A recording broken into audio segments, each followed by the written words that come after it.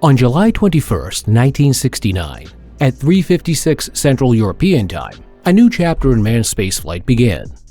As is well known, this was the day when Neil Armstrong became the first human being in history to set foot on an alien celestial body. However, this prestigious date has always been accompanied by a huge problem. Millions of people are convinced that the moon landing was a brazen fake. Even more, if one follows the skeptics, we were never in the universe up to this day. But what is the background of these accusations? Why could the moon landing have been faked? And how did those responsible manage to pull the wool over everyone's eyes? Stay tuned to find out what incredible twists and turns this controversial topic has to offer. The lunar hoax. It's one small step for a man, but one giant leap for mankind. These words spoken by Neil Armstrong 54 years ago are among the most famous quotes in human history. The historic event, whose live broadcast captivated some 500 million viewers, remains unforgotten to this day. After the successful Apollo 11 mission, NASA brought a number of other astronauts to the dusty surface of our constant companion until 1972.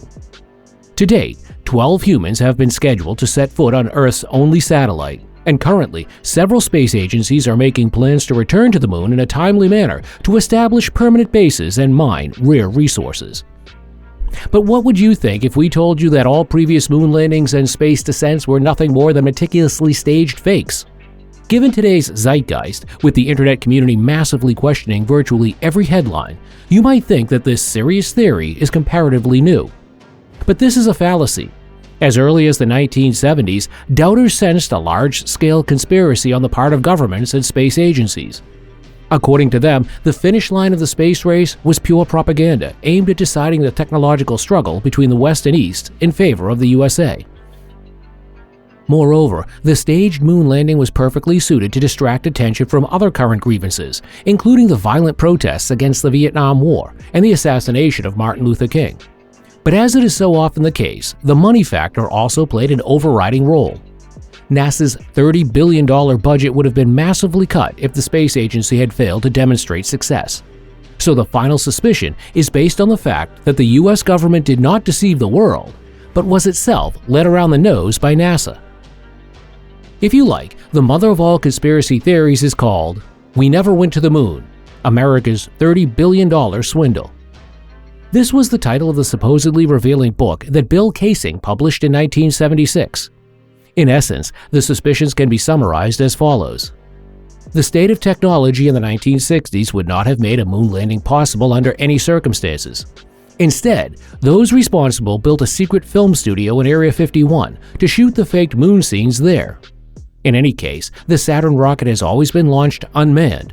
The 3 Apollo 1 astronauts who died during a fire in the capsule were deliberately murdered to keep the hoax going.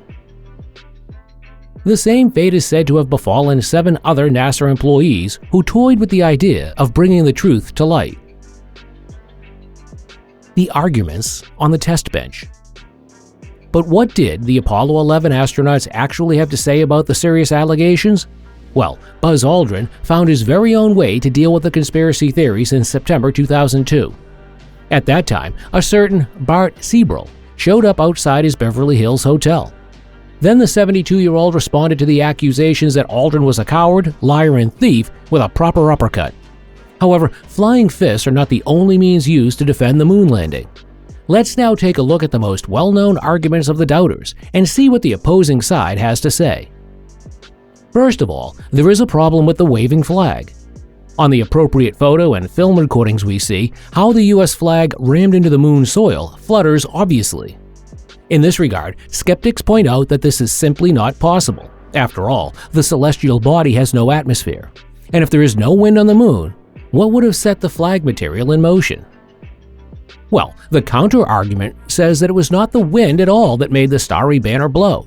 Rather, we are dealing with the results of oscillations in a vacuum after contact with the flagpole. These oscillations and vibrations were caused by the hammering or the straightening of the flag. In addition, later photographs would show that the flag rested completely motionless after the vibrations had subsided. The missing stars. Another point critics pounce on is one that is missing from the footage. Where are the countless stars? How can it be that the sky above the lunar surface is simply pitch black? Shouldn't there be thousands and thousands of shining objects sparkling towards us? The missing stars would show that the pictures were not taken on the moon, but in a darkened hall on Earth. On the other hand, it is simply not possible to capture images that show very bright and very faint objects at the same time. In order to capture the stars in the lunar sky at all, very long exposure times would have been necessary.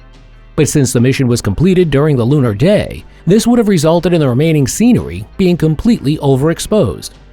The argument that also later space pictures showed a starless sky does not convince the alternative circles particularly, because after all, also these missions had been faked. Strange markings. The fact that on many NASA photographs the crosshairs of the cameras are to be seen supplies in and for itself still no cause for wild speculations. After all, these were the markings that were integrated into the camera for surveying purposes. But the situation is somewhat different if we consider that the crosses are sometimes covered by other objects on the lunar surface. According to the doubters, this is proof that we are dealing with cobbled-together photo montages. However, this phenomenon can be explained by an effect known to photographers as bleeding. This refers to the unwanted blending of color boundaries.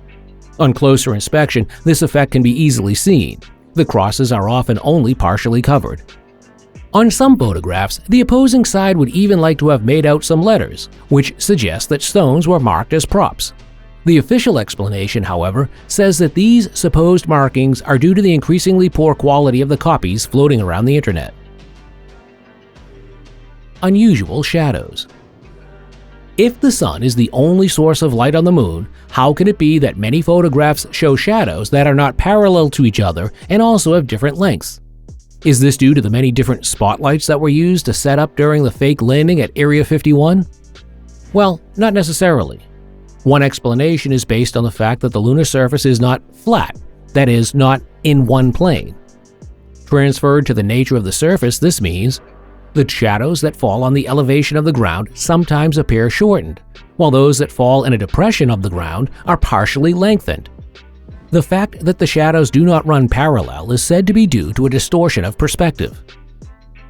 The Mythbusters also wanted to get to the bottom of the much-cited shadow accusation. In 2008, they recreated the landing site of the mission to scale and used a single light source as the sun.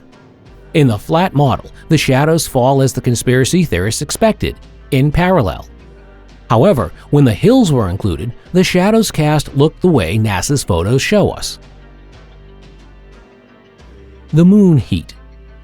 The moon is a celestial body of extremes. While the thermometer climbs to 130 degrees Celsius on the day side, it drops to 160 degrees below zero on the night side. In view of the intense heat that prevails on the sunlit region, a fundamental question arises. How are landing shuttles, sensitive equipment, cameras, and above all people, supposed to survive in the scorching heat? Well, the proponents of the moon landing put forward the following fact.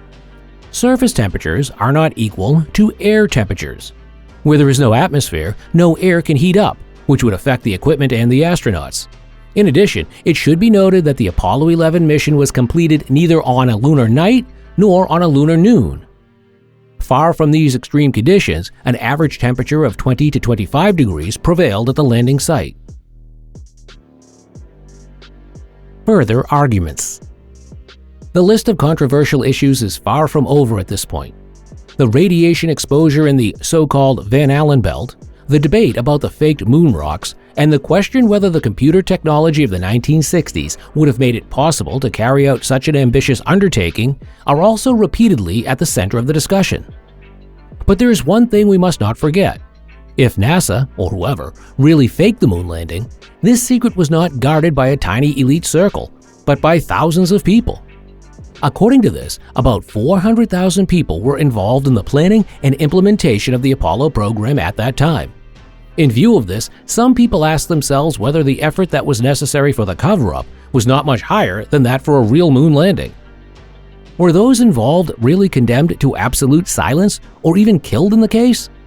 If such a large-scale secret operation directed against the own population was actually implemented, what does that mean for the rest of the historiography? Are such deceptions possibly part of the everyday life? Or should we rather be careful not to get too lost in such disturbing mind games? And with that, thank you for watching our video all the way to the end. Feel free to leave us a thumbs up and a subscription to stay up to date from now on. Finally, we're interested in your opinion. Do you think we actually went to the moon? Were we all victims of a large-scale deception? Or do such theories rather belong to the world of myths and legends? We look forward to your comments.